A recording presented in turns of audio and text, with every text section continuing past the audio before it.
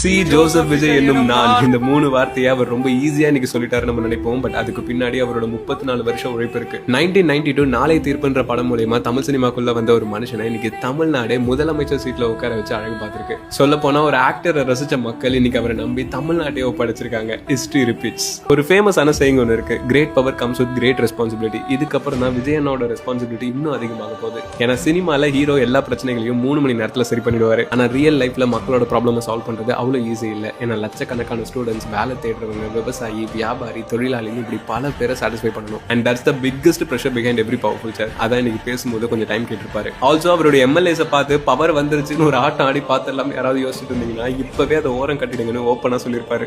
நம்ம தான் அவங்களை எலெக்ட் பண்ணோம், நம்ம தான் இன்னைக்கு அவங்களை அப்ரிஷியேட் பண்றோம். நாளைக்கு ஒரு வேலை ஏதாவது தப்பு நடந்தா நம்ம தான் அவங்களை கேள்வி கேட்கணும். அண்ட் அதுதான் ஒரு healthy democracy. So regardless of politics, I genuinely hope this becomes a positive chapter of Tamil Nadu. ஏன்னா ஒரு ஆட்சி நல்லா இருந்தா சாமானிய மக்களோட வாழ்வாதாரம் நல்லா இருக்கும்.